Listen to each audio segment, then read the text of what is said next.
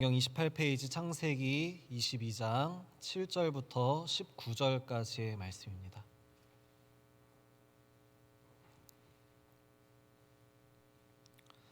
구약성경 28페이지 창세기 22장 7절부터 19절까지의 말씀 제가 봉독하도록 하겠습니다. 이삭이 그 아버지 아브라함에게 말하여 이르되 내 아버지여 하니 그가 이르되 내 아들아 내가 여기 있노라. 이삭이 이르되 불과 나무는 있거니와 번제할 어린 양은 어디 있나이까. 아브라함이 이르되 내 아들아 번제할 어린 양은 하나님이 자기를 위하여 친히 준비하시리라 하고 두 사람이 함께 나아가서 하나님이 그에게 일러주신 곳에 이른지라. 이에 아브라함이 그곳에 제단을 쌓고 나무를 버려놓고 그의 아들 이삭을 결박하여 제단 나무 위에 놓고 손을 내밀어 칼을 잡고 그 아들을 잡으려 하니 여호와의 사자가 하늘에서부터 그를 불러 이르시되 아브라함아 아브라함아 하시는지라. 아브라함이 이르되 내가 여기 있나이다 하매 사자가 이르시되 그 아이에게 내 손을 대지 말라. 그에게 아무 일도 하지 말라. 네가 내 아들 내 독자까지도 내게 아끼지 아니하였으니 내가 이제야 네가 하나님을 경외하는 줄을 아노라. 아브라함이 눈을 들어 살펴본즉 한 순양이 뒤에 있는데 뿔이 수풀에 걸려 있는지라. 아브라함이 가서 그 순양을 가져다가 아들을 대신하여 번제로 드렸더라. 아브라함이 그 땅 이름을 여호와 이레라 하였으므로 오늘날까지 사람들이 이르기를 여호와의 산에서 준비되리라 하더라. 여호와의 사자가 하늘에서부터 두 번째 아브라함을 불러 이르시되 여호와께서 이르시기를 내가 나를 가리켜 맹세하노니 네가 이같이 행하여 네 아들 내 독자도 아끼지 아니하였은즉 내가 내게 큰 복을 주고 내 씨가 크게 번성하여 하늘의 별과 같고 바닷가의 모래와 같게 하리니 내 씨가 그 대적의 성문을 차지하리라. 또 내 씨로 말미암아 천하 만민이 복을 받으리니 이는 네가 나의 말을 준행하였음이니라 하셨다 하니라. 이에 아브라함이 그의 종들에게로 돌아가서 함께 떠나 브엘세바에 이르러 거기 거주하였더라. 아멘. 오늘은 여호와의 산에서 준비되리라 라는 주제를 가지고 창세기 22장의 말씀을 같이 나눠보도록 하겠습니다. 여러분 내일이 무슨 날인지 다 아시죠? 혹시 모르시는 분 계신가요? 내일은 2021학년도 대학 입시를 위한 수학능력 시험이 있는 날입니다. 우리 교회에도 많은 고3 학생들 또 재수를 포함한 많은 수험생들이 내일 있을 시험을 위해서 지나간 한 해 동안 열심히 수고하고 또 두렵고 떨리는 마음으로 지금 이 시간에도 준비하고 있을 텐데 또 이 예배를 들으시는 분들 중에 고3 학부모님이 계실 수도 있을 겁니다. 그래서 오늘은 하나님의 계획, 하나님의 인도하심에 대한 이야기를 나누어 보려고 합니다. 여러분 2016년도에 아주 화제가 되었던 큰 사건이 하나 있었습니다. 이 사건은 4차 산업혁명의 시작을 알리는 축포와도 같은 사건이었습니다. 그것은 바로 알파고와 이세돌이라고 하는 바둑 기사 간의 바둑 대결이었습니다.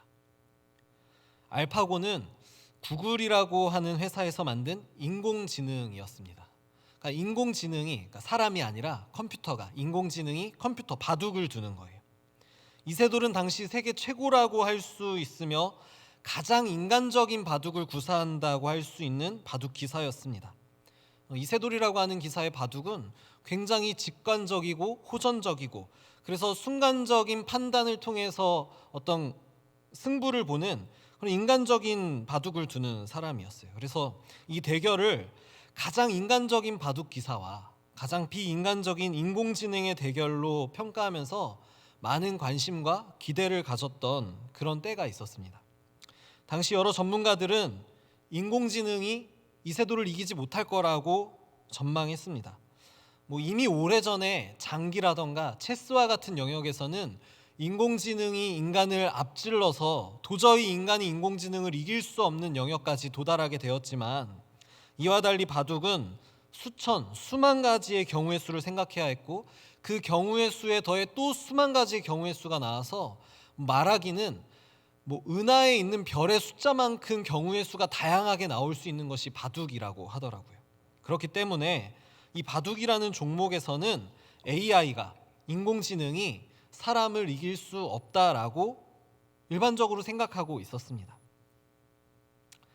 이세돌 역시 자신의 승리를 장담했어요. 5대 0으로 이길 건데, 5판을 했거든요. 5대 0으로 이길 건데 만약에 지더라도 한 판 정도 져서 4대 1 정도로 승부가 날 것 같다라고 말했습니다. 인간의 위대함을 보여주겠노라고 포부가 엄청 났었죠. 그리고 드디어 기대하던 이 알파고와 이세돌의 제1국이 시작되었습니다. 당시 저도 이 경기를 라이브로 시청하였는데 이 경기를 해설하던 해설자들은 이세돌의 승리를 아주 낙관하면서 과연 알파고가 어느 정도의 실력을 보여줄지 기대하는 느낌으로 해설하기 시작했습니다. 경기가 시작되고 바둑의 첫 단계에서는 소위 포석이라고 말하는, 그러니까 향후의 흐름을 유리하게 끌어나가기 위해 바둑판에 곳곳에 미리 자신의 돌을 배치해 놓는 포석이라는 것을 시작하고, 그리고 계속해서 바둑을 이어나갈 때 알파고가 두는 수마다 해설자들이 고개를 갸웃거리면서 뭔가 이상하다는 식으로 이야기하기 시작하더라고요. 바둑이 진행될수록 알파고의 한 수 한 수의 해설자들은 왜 저렇게 뒀죠? 저건 악수인데요. 저렇게 두면 안 되는데요. 라는 말을 반복하기 시작했습니다. 경기의 흐름이 초반을 넘어갈 때쯤 해설자들은 역시 인공지능의 한계인 것 같다. 이세돌 기사가 여유롭게 승리할 것 같다. 뭔가 알파고의 수를 얕잡아 보면서 도저히 자신들이 이해할 수 없는 수가 나올 때에는 버그인가요? 컴퓨터의 오류인가요? 문제가 있는 것 같은데요. 만약에 제 제자가 저렇게 뒀다면 한 대 쥐어 박았을 것 같은 그런 수를 두고 있습니다. 이런 평가를 하기 시작했어요. 하지만 경기가 진행될수록 해설자들이 악수라고 말하며 자기 제자라면 쥐어 박았을 것 같다는 수로 조롱했던 그 한 수 한 수가 나중에는 신의 한 수가 되어 전체의 판도를 뒤흔들어 버리더라는 거예요. 해설자들이 말을 잇지 못합니다. 자신들이 보지 못했던 수였어요. 그런데 그 수 때문에 이세돌 기사가 할 수 있는 게 아무것도 없었습니다. 이미 경기 초반에 이 AI, 알파고라고 하는 인공지능은 수많은 프로 바둑 기사들이 보지 못하는 영역을 보면서 포석을 하고 바둑의 수를 읽어나가기 시작했던 거예요. 해설자들은 미처 헤아리지 못했지만 알파고는 이미 보고 있던 영역이라는 이야기입니다. 제가 알파고의 이야기를 이렇게 장황하게 늘어놓은 이유는 오늘의 본문과도 굉장히 밀접한 연관이 있기 때문입니다. 여러분, 오늘 본문에서 하나님은 아브라함에게 도무지 이해하기 어려운 명령을 내리십니다. 2절 말씀이죠. 같이 한번 보겠습니다. 여호와께서 이르시되 네 아들 네 사랑하는 독자 이삭을 데리고 모리아 땅으로 가서 내가 너에게 일러준 한 산 거기서 그를 번제로 드리라. 여러분, 지금 하나님이 아브라함에게 하나님 스스로 가증하게 여기시는 인신제사를 자기 자신에게 드리라고 요구하고 있는 정말 이해하기 힘든 장면입니다. 여러분, 우리가 성경을 여러 번 탐독했다면 이 부분에서 하나님의 뭔가 모순적인 모습을 마주하게 되는 것만 같아요. 변덕의 하나님, 제멋대로인 하나님이라고 생각하게 만드는 그런 구절입니다. 그런데 그럼에도 불구하고 이 성경 본문에 기록된 데에는 그만한 이유가 있지 않겠습니까? 그리고 또 이 말씀에 반응하는 아브라함도 참 이상합니다. 보통 이런 명령이 떨어지면 이해할 수 없잖아요. 납득할 수가 없잖아요. 그러면 하나님께 왜요? 왜 그렇게 해야 되는데요? 이유가 뭔데요? 여러분, 저희도 제가 학교에서 아이들을 가르칠 때 아이들에게 어떤 지시를 내리면 아이들에게 제일 많이 듣는 대답이 이거예요. 왜요? 왜 해야 되는데요? 그걸 하면 뭐가 좋은데요? 이유가 뭔데요? 이런 식으로 따지듯이 물어보거든요. 그런데 지금 아브라함도 충분히 하나님한테 그렇게 물어볼 수 있는 상황이었다는 거예요. 그런데 어떤 질문도 던지지 않습니다. 그래서 다음날 아침 일찍 제사를 드릴 채비를 갖추고 아들과 두 종을 데리고 하나님이 일러주신 곳으로 떠나가요. 그리고 4절에서 아브라함이 눈을 들어 제사 드리라 말씀하신 그곳을 멀리 바라봅니다. 여기서 이 바라보다라는 단어는 히브리어로 라라고 하는 동사가 사용되었어요. 아브라함이 멀리서 하나님이 말씀하신 그 장소를 라 하고 있는 거예요. 바라보고 있는 거예요. 그리고 장소에 도착할 때쯤 이삭이 아버지에게 묻습니다. 아버지, 번제를 드릴 불과 나무는 다 준비되어 있는데 번제할 어린 양은 어디에 있죠? 아브라함이 6절에서 이렇게 대답해요. 하나님이 자기를 위하여 친히 준비하시리라. 여러분, 이거 약간 거짓말 아닙니까? 아브라함 지금 너다라고 말해야 되는 거 아닌가요? 하나님이 친히 준비하시리라. 근데 여기서 준비하다라는 단어는 히브리어 원형이 역시 아까 말씀드린 것과 같은 보다라는 뜻의 라라고 하는 동사입니다. 하나님이 번제할 어린 양은 자기를 위하여 친히 준비해서 보게 해주실 것이라는 느낌이겠죠. 그리고 장소에 도착하자 아브라함은 제단을 쌓기 시작해요. 제단을 쌓는 일이니까 간단하게 끝나지 않았을 겁니다. 아마 꽤 시간이 소비되었겠죠. 또 나무를 버려놓습니다. 범죄할 재물을 불태우기 위해 나무를 이렇게 버려놓아요. 그러니까 이것도 꽤 시간이 필요했을 겁니다. 또 이삭을 결박해요.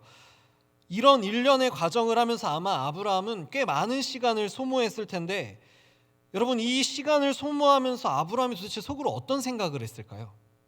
무려 100세에 얻은 아들, 하나님의 약속의 아들이며 앞으로 하나님이 아브라함에게 주신 이 언약을 성취하기 위한 첫 열매인 이삭을 번제물로 바치기 위해 준비하는 아브라함의 마음은 너무 괴롭고 너무 고통스럽지 않았을까요?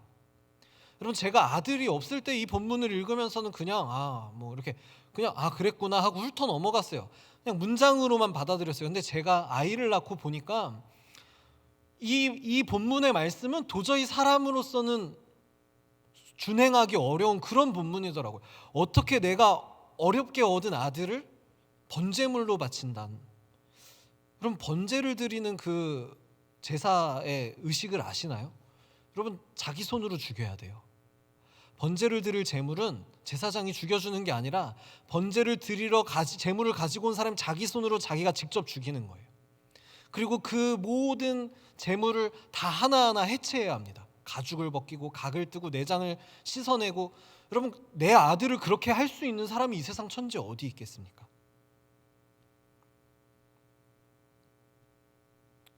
그럼에도 아브라함은 자신이 해야 하는 일을 해요. 왜인지 어떤지 아무 말도 하지 않아요. 저 같으면 아마 아들을 보고 내가 만약에 이걸 멈출 수 없다면 네가 그냥 도망가라, 네 발로, 아들아 도망가라 라고 말했을 것 같아요. 여러분, 모든 준비가 끝나고 이제 이삭을 죽일 일만 남았습니다. 손을 내밀어서 칼을 들어서 이삭을 죽이려고 하는 바로 그 찰나 하늘에서 음성이 들려 이삭에게 손을 대지 말라고 말씀하세요. 정확하게 이렇게 이야기하십니다. 12절 말씀입니다. 그 아이에게 네 손을 대지 말라. 그에게 아무 일도 하지 말라. 네가 네 아들 네 독자까지도 내게 아끼지 아니하였으니 내가 이제야 네가 하나님을 경외하는 줄을 아노라. 여러분, 그리고 나서 아브라함이 눈을 들어 살펴보니까 순양이 보이는 거예요. 마치 4절 말씀이 반복되는 것만 같은, 눈을 들어서 살펴보니, 여기에 나오는 살펴본다는 말도 역시 히브리어로 라라고 하는 동일한 동사가 사용되었습니다. 눈을 들어 보니, 눈을 들어 라 하고 보니 순양이 있는 거예요. 여러분, 아브라함이 이 순양을 번제로 드리고 그 땅 이름을 여호와 이레라고 말합니다. 여호와의 산에서 준비되리라라는 뜻이죠. 여러분, 여호와 이레라는 단어 역시도 라라고 하는, 보다라고 하는 동사가 변형된 동사입니다. 따라서 이는 여호와의 산에서 준비되리라라는 의미뿐만 아니라 여호와의 산에서 보게 될 것이다라는 의미도 포함한다고 할 수 있어요. 여러분, 도대체 4절부터 계속해서 반복된 아브라함이 라 했던 것, 보려고 했던 것, 보았던 것은 무엇일까요? 2절에 하나님께서 아브라함에게 이삭을 바치라 말씀하신 장소는 모리아 땅입니다. 이 지명이 계속해서 유지되었다면 이곳은 분명히 역대하에서 솔로몬이 여호와의 성전을 건축하는 장소입니다. 그렇다면 이곳은 또한 2000년 뒤에 예수 그리스도께서 십자가에 달리실 곳이기도 합니다. 하나님은 아브라함에게 네 아들, 네 사랑하는 독자 이삭을 번제로 드리라 말합니다. 레위기 1장 4절에서는 번제에 대해 소개하면서 이렇게 말해요.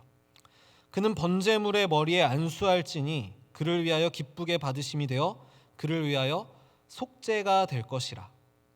여러분, 여기서 안수하다라는 단어의 동사는 기대다, 의지하다라는 의미를 가지고 있어요. 그러니까 번제물에게 지금 안수한다는 것은 나의 죄를 이 재물이 대신 지게 될 것, 나의 죄를 이 짐승에게 기댄다, 의지한다라는 의미로 해석될 수도 있을 것입니다.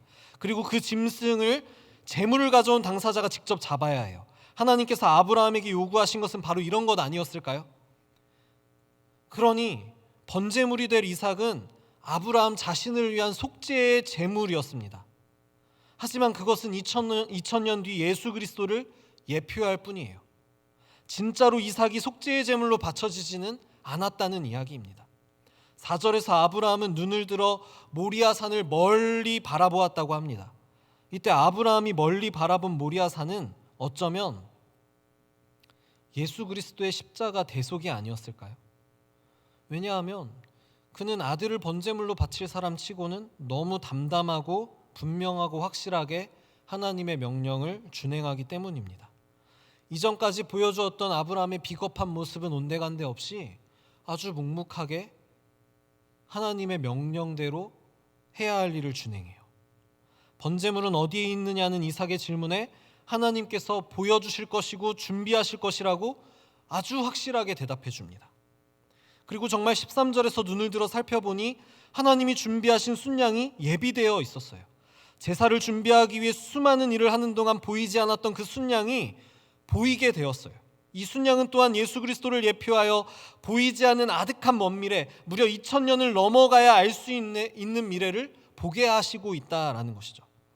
이상을 종합하며 아브라함은 이 모든 과정을 여호와 이레라고 표현하는 것입니다. 여호와의 산에서 준비되리라라는 말은 그저 단순히 내 아들은 죽지 않게 해주시고 순양을 주셔서 이 양을 잡게 해주셨다라는 그런 의미의 준비하시다라는 것이 아니라 우리를 향한 하나님의 놀라운 구원 계획을 준비하고 계신다, 보여주신다는 것을 의미하고 있는 것이라는 겁니다. 히브리서 11장 13절에서 믿음의 사람들에 대한 소개를 하면서 이렇게 이야기합니다.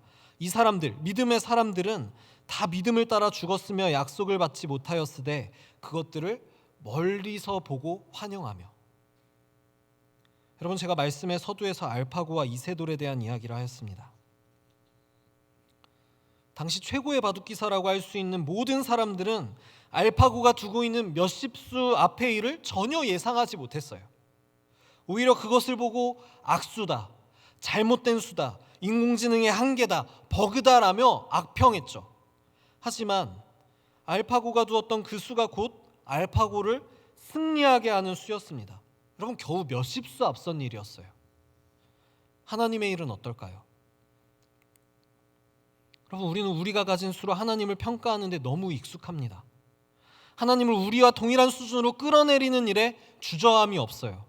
그래서 내가 원하는 대로, 나의 바람대로, 나의 뜻대로 일이 진행되지 않으면 내가 믿는 하나님은 아주 무능력한 존재인 것처럼 폄하할 때가, 또 원망할 때가 많습니다. 하지만 오늘 본문에서 보듯 하나님의 일은 2000년 후를 내다보고 진행됩니다.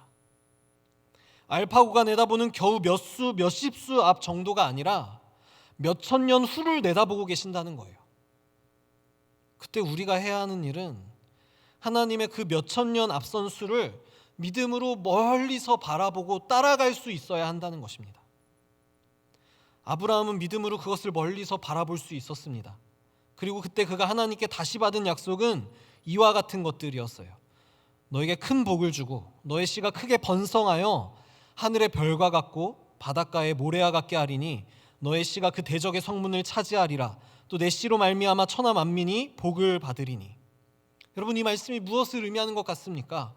죽음의 권세, 사탄의 권세, 우리의 영원한 대적의 성문을 차지하는 예수 그리스도, 그 대속의 은혜로 만민이 복을 누리게 되는 복된 소식, 예수 그리스도를 의미하는 것 아니겠습니까?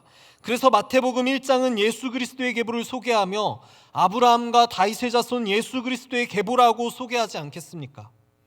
아브라함은 믿음으로 이것들을 바라본 것 아닐까요? 아브라함은 믿음으로 바라보아 이 모든 것이 여호와의 산에서 준비되리라 말하며 여호와 이레라고 말했던 것 아닐까요? 우리가 살아가는 오늘 참 힘겹고 버거운 매일, 그래서 하나님이 나한테 도대체 왜 이렇게 하시나 싶은 순간들.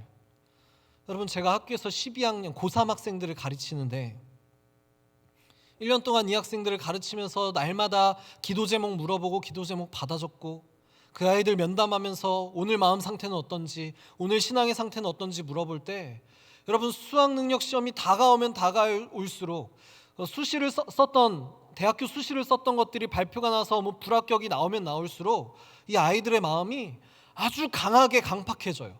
완전히 닫혀져요. 그러면서 이렇게 말해요. 나는 너무 열심히 했는데, 이거보다 더 열심히 할 수 없게 열심히 했는데 하나님 나한테 왜 이러시냐는 거예요. 붙여주셔야 되는 거 아니냐는 거예요. 아니, 쟤 나보다 열심히 안 한 것 같은데, 저 친구 나보다 성실하게 하지 않은 것 같은데 왜 쟤는 붙고 나는 떨어졌냐는 거예요.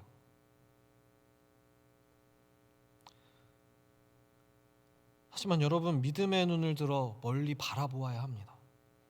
그럼 하나님이 왜 그렇게 하셨는지, 하나님이 일하시는 그 놀라운 은혜의 역사를 보실 수 있게 될 거예요. 여러분, 아브라함이 하나님의 명령을 처음 딱 들었을 때 이해가 됐겠습니까? 아, 그래, 내 아들을 바쳐서 내가 살아야지, 내 아들을 번제물로 바쳐서 나의 죄를 속죄해야지. 여러분, 이렇게 생각했을까요? 하나님 도대체 나한테 왜 이러시나? 100세에 낳은 아들, 하나님 언약의 아들이라고 주신 이 아들을 왜 제물로 바치라고 말씀하시나? 이렇게 생각하지 않았을까요? 그럼에도 불구하고 믿음의 눈을 들어 멀리 바라보니 볼 수 있게 되는 거예요. 아브라함이 보았던 그것을 우리도 볼 수 있을 겁니다. 여러분, 세상을 사는 지혜라는 찬양이 있습니다. 오늘 같이 나누면 참 좋을 텐데 너무 낯설고 어려운 찬양이라, 젊은이들도 모르는 정말 생소한 찬양이라 저만 부르게 될 것 같아서 가사만 소개해 드립니다. 하늘을 볼 겨를도 없이 정신없이 세상을 살다가 마음의 먹먹함이 내 삶을 짓누를 때 그제서야 주님을 찾습니다. 행복을 느낄 겨를도 없이 분주하게 세상을 살다가 인생의 허무함이 내 삶을 짓누를 때 그제서야 주님을 찾습니다. 오늘도 여전히 주님은 그 자리에서 우리를 끊임없이 돌보시는데 부족한 내 영혼은 아직도 갈 길을 모릅니다. 내게 믿음 주소서, 내 연약한 마음 돌보소서, 한없는 주님의 사랑 알게 하소서, 영원까지 그의 백성 지키시는 우리 하나님 바라보며 살게 하소서. 내일 참 큰 시험이 있죠. 결과가 어떠하든 저는 우리 자녀들이 하나님을 보며 살아가는 자가 되었으면 합니다. 열심히 공부는 안 했지만 수능 대박 나게 해주십시오. 여러분, 정말 죄송하지만 저는 이런 기도 할 수 없습니다. 여러분이 저를 아무리 원망해도 저는 제 신앙의 양심상 그런 기도, 그런 축사 못 하겠습니다. 하지만 하나님, 우리 아이들에게 하나님의 꿈을 주십시오. 하나님의 세계, 하나님의 비전을 보게 해주십시오. 그 꿈이, 그 비전이 우리 아이들이 살아가는 삶의 원동력이 되게 해주시고, 그 꿈이, 그 비전이 우리 아이들이 행동하는 이유가 되게 해주십시오. 내 꿈을 이루기 위해서, 하나님이 주신 내 비전을 이루기 위해서 지금 당장 공부하지 않으면 견딜 수 없게 해주십시오. 내 꿈, 내 비전, 하나님이 주신 이 소명을 이루기 위해서 내가 나의 오늘의 삶에 최선을 다할 수 있게 해주십시오. 그래서 이 아이들이, 이 세대가 보지 못하는 것을 보게 하시고, 이 세대는 살 수 없는 삶을 살게 하셔서 이 세상이 감당하지 못하는 세대가 되게 해주십시오. 저는 이렇게 기도하겠습니다. 하나님이 우리 삶을 인도하십니다. 우리는 미처 다 볼 수도 없는 영역에서 하나님은 하나님의 일을 행하시고 우리가 믿음의 눈을 들어 그것을 보기를 원하세요. 여러분, 그렇다면 하나님이 우리의 인도자라는 사실을 믿고 믿음의 눈으로 바라보며 하나님과 동행하는 삶을 살아가십시오. 그때 우리 삶의 모든 필요가 여호와의 산에서 준비되듯 우리에게도 준비되어질 것입니다. 우리 시간 같이 이 찬양 한번 고백하도록 하겠습니다. 주가 일하시네라는 찬양인데, 찬양의 가사를 잘 묵상하면서 고백하도록 하겠습니다.